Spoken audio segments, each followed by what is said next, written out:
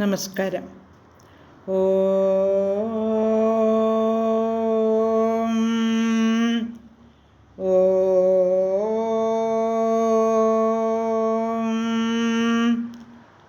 ഓം.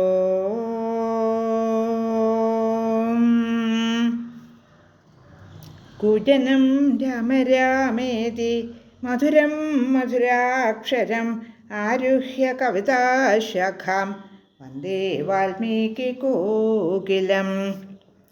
രാമായ രാമഭദ്രായ രാമചന്ദ്രായ വേധസേ രഘുനാഥായ നാഥായ സീതായ പതയേ നമഃ.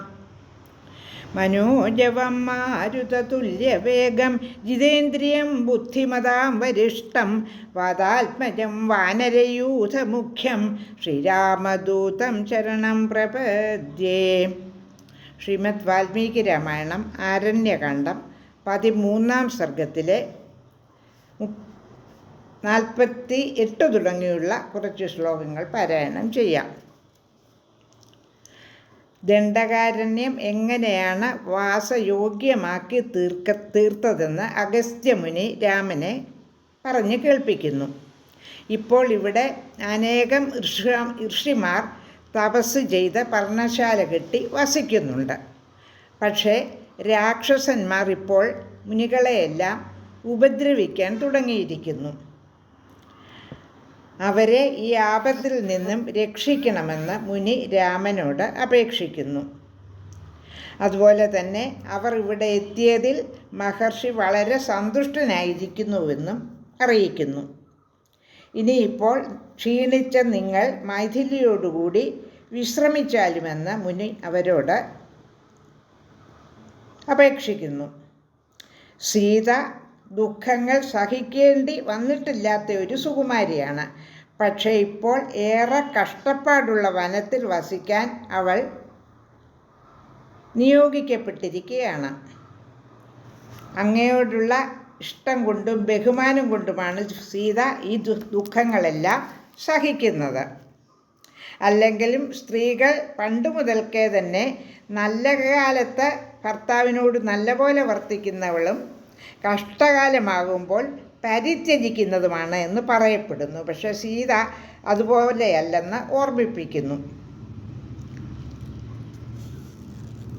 സൗമിത്രിയോടും സീതയോടും കൂടി ഇവിടെ എത്തി രാമൻ ഈ പ്രദേശം വളരെ അലങ്കൃതമാക്കി തീർത്തിരിക്കുന്നുവെന്നും മുനി അറിയിക്കുന്നു. ഇനി രാമൻ എന്താണ് ഉത്തരം പറയുന്നതെന്ന് നോക്കാം. ശ്ലോകം 48. ഏവമുക്തസ്തു മുനിനാ രാഘവ സംയതാഞ്ജലിഃ ഉവാച പ്രസൃതം വാക്യം ഋഷിം ദീപ്തം ഇവാനലം. ഇങ്ങനെ മുനി പറഞ്ഞപ്പോൾ അഗ്നി പോലെ ദീപ്തനായിരിക്കുന്ന മഹർഷിയോട് രാഘവൻ കൈകൂപ്പിക്കൊണ്ട് വിനയപൂർവ്വം ഉണർത്തിച്ചു. ശ്ലോകം 49. ധന്യോസ്മനുഗ്രഹീതോസ്മി യസ്യ മേ മുനിപുംഗവഃ ഗുണൈ സഭ്രാതുഭാര്യസ്യ ഗുരുർന പരിതുഷ്യതി. ഞാൻ ധന്യനാണ്, അനുഗ്രഹീതനാണ്.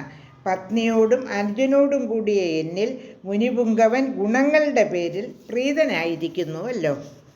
ശ്ലോകം 50. കിം ദുവ്യാദിശമേ ദേശം സോദകം ബഹുകാനനം യാത്രാശ്രമപദം കൃത്വാ വസേയം നിരതസുഖം. എന്നാൽ ഞങ്ങൾക്കൊരു വാസസ്ഥലം നിർദ്ദേശിച്ചു തരിക. വെള്ളം ധാരാളമുള്ളതായി ആശ്രമം കെട്ടി പാർക്കാൻ പറ്റിയതായി ഒരു പ്രദേശം. ശ്ലോകം 51. തതോ അബ്രമുനി ശ്രേഷ്ഠ ശ്രുത്വാ രാമസ്യ ഭാഷിതം ധ്യാത്വാ മുഹൂർത്തം ധർമാത്മാ തതോ വാച വചശുഭം. രാമൻ്റെ ഭാഷിതം കേട്ട് മുഹൂർത്ത നേരം ധ്യാനിച്ചിട്ട് ധർമാത്മാവായ മുനിശ്രേഷ്ഠൻ ശുഭമായ വചസ്സുകൾ അരുളി ചെയ്തു.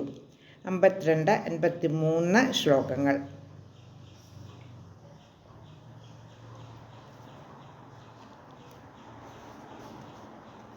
ഇതോദ്യോജനേ താത ബഹുമൂലഫലോദകഃ ദേശോ ബഹുമൃഗ ശ്രീമാൻ പഞ്ചവട്യഭിവിശ്രുതഃ തത്ര ഗത്വാശ്രമപദം കൃത്വാ സൗമിത്രിണാ സഹ രമസ്വതം പിതുർവാക്യം യഥോക്തം അനുപാലയൻ.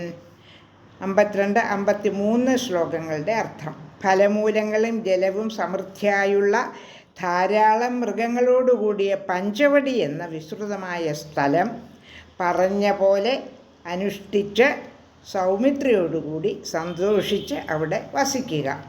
ശ്ലോകം 54.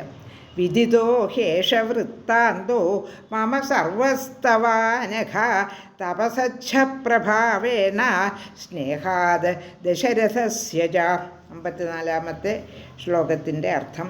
അങ്ങയുടെ ഈ വൃത്താന്തവും ദശരഥൻ്റെ വൃത്താന്തവും അനഘ ഞാൻ തപപ്രഭാവത്താലും സ്നേഹത്താലും മനസ്സിലാക്കിയിരിക്കുന്നു. ശ്ലോകം 55. ഹൃദയസ്ഥം ചതേച്ഛന്തോ വിജ്ഞാതം തപസാ മയാ ഇഹ വാസം പ്രതിജ്ഞായ മയാ സഹ തപോവനെ. അങ്ങയുടെ ഹൃദയത്തിലുള്ള ഉദ്ദേശവും ഞാൻ തപസ്സുകൊണ്ട് ഗ്രഹിച്ചിരിക്കുന്നു. ഇവിടെ എന്നോടുകൂടി വാസം ആവാമെന്ന് ഹൃദയത്തിലുള്ള നിനവും തപശക്തിയാൽ എനിക്ക് അറിവായിട്ടുണ്ട്. ലോകാ സമസ്ത സുഖിനോ ഭവ.